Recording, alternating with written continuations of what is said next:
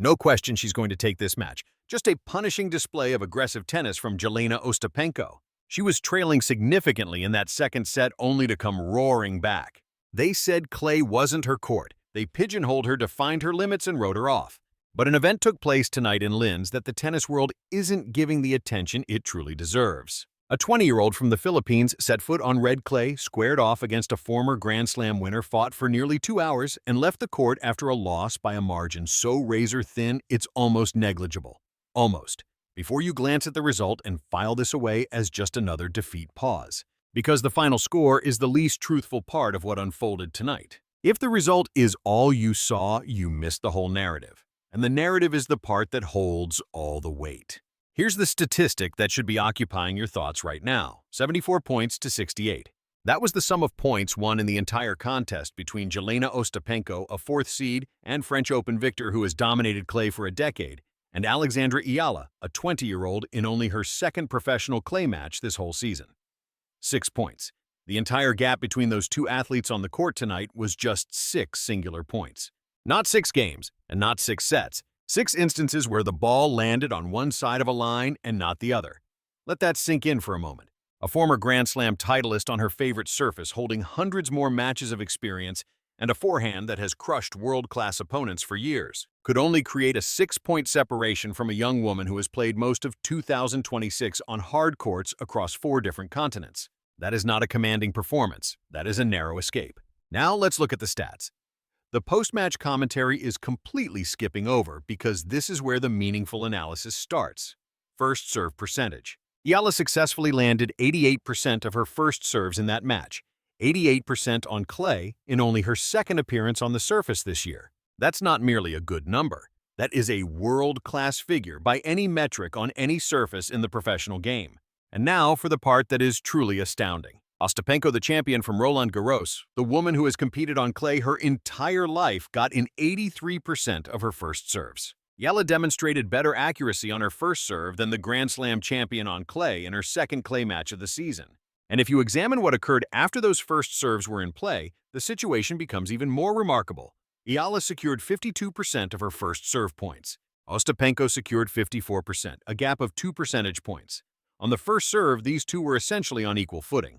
There was no daylight between them. There was no overpowering force. It was two competitors answering each other shot for shot, point for point, with neither gaining a clear advantage.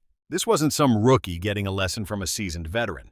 This was a hard-fought, strategic, grueling contest between two athletes who were performing at nearly the same level on their serve. So what was the deciding factor? The second serve.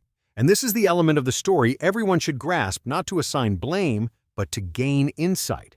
When Eala's first serve didn't land, and she had to hit a second, Ostapenko won 100% of those points. Each and every one, a 0% win rate for Eala on second serve points.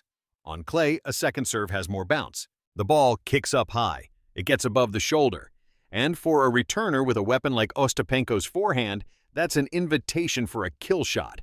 She was attacking those serves and firing back with such aggression that it left no time to react. No room to set up a point, no chance to even catch a breath. That 0% stat is tough to look at, but it also provides the clearest possible blueprint for what needs to be fixed. But here's the crucial part. That isn't a failure of will. That isn't a mental block. It is a technical adjustment in spin rate and placement that can be developed on a practice court. And what is Eala's next destination? The Rafa Nadal Academy in Mallorca. The institution founded by the man who conquered clay more thoroughly than any other person in the sport's entire history. The coaches there have dedicated their careers to developing serves that can neutralize aggressive returners on slow clay courts. This is not a moment of panic. This is a learning experience arriving at the absolute perfect time with all the right tools available to master it. Now, let's break down the breakpoint contest because this was the real chess game within the match. Ostapenko created 9 chances to break Eala's serve. She converted 6 of them, 67%. That represents an absolutely ruthless champion-level conversion rate. She instinctively knows how to dial up her aggression by the exact measure needed when a breakpoint presents itself. That instinct is forged from years of playing on the surface where she cemented her name. But this is the detail people are glossing over. Eala also created 9 breakpoint opportunities. She converted 4, 44%. If just 2 more of those breakpoints went her way, we would be having a totally different conversation. Two instances where a forehand caught the tape instead of clearing it. Two rallies that concluded a single shot too soon. 2 points were all that stood between the current result and a discussion about one of the most incredible upsets of the clay court season. The games column reads 13-9 in favor of Ostapenko, a 4-game difference. But consider how that difference was actually created. At one stage, Ostapenko went on a 6-game rampage, 6 straight. It was a display of sheer demolition. When her forehand is dialed in and hitting the lines, she doesn't just edge out points. She causes a landslide. She overwhelms opponents with a storm of winners so fast and heavy that the scoreboard is transformed before you can even react. She found her rhythm, exploited it, and built a lead that would have demoralized almost any other player. But that's not how this story went. Eala answered back by reeling off 4 consecutive games herself. After withstanding that 6-game onslaught and Ostapenko's best tennis, she reset, refocused, and battled her way right back. The second set tightened up to the point where Ostapenko was serving at 5 games all, clutching her racket with more tension in every game, knowing the opponent across the net was not going to fold easily. That isn't how a player acts when they're out of their element.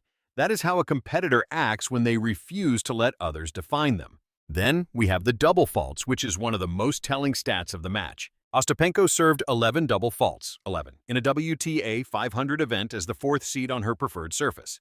That figure tells you everything about the pressure Eala was creating.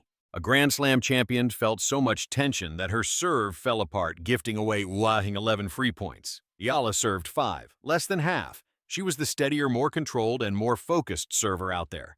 And yet she lost because on clay, consistency without a killer second serve is a shield with no sword. You can play defense for only so long before the offense finds a way through. Looking at the returns, the numbers are almost a mirror image. Ostapenko won 35 return points. Eala won 34, a 1-point margin.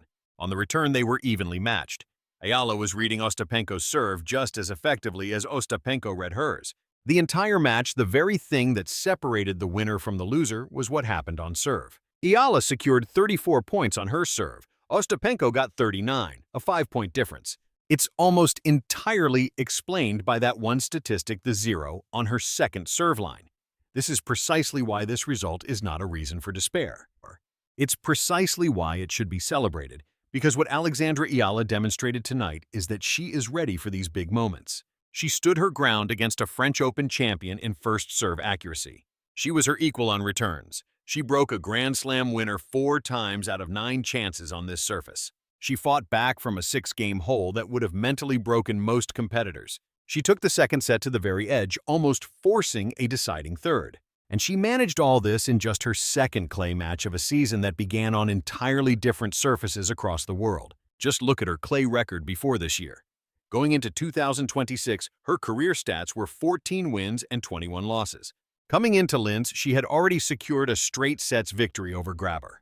Now she's taken a set from a major champion and was only 6 points from winning it all. The record is now 15-22. But the difference between those numbers and her actual play is immense. Her development is clearly heading in one direction.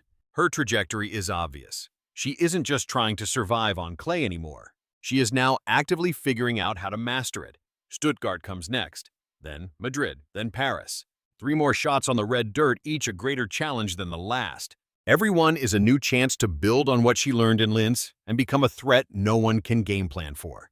Because when that second serve becomes a strength, not a weakness. When 0% turns into 40, 50, or 60%, the player who almost won tonight becomes a genuine threat to every clay court specialist on tour. Their head-to-head record is now 2 wins for Eala and 1 for Ostapenko, with both of Eala's wins on other surfaces. Ostapenko has the edge in their clay court rivalry for now. But rivalries aren't static. They grow, they change, they get flipped upside down. And the next time they play on red dirt, Ostapenko will know the person across the net has been training at the academy of the greatest clay player in history, working daily on the single thing that separated them tonight. What took place in Linz was not an ending. It was the first true chapter in what will become one of the season's most compelling clay court stories over the next few months. A 20-year-old winning 68 points against a Grand Slam champion on her favorite surface with just one fixable flaw, preventing a result that would have sent shockwaves through the tour. 6 points, 1 weakness, 1 academy. One player who soaks up lessons like clay, absorbs rain, then comes back even stronger. They said she couldn't win on clay. She beat Grabber in straight sets. They said she couldn't challenge Grand Slam champions on clay. For a full hour and 42 minutes, she stood toe-to-toe with the world's best, forcing her to battle for every last point. The story they've been selling is starting to fall apart. Stuttgart is on the horizon, and everyone had better pay attention to who comes through that door.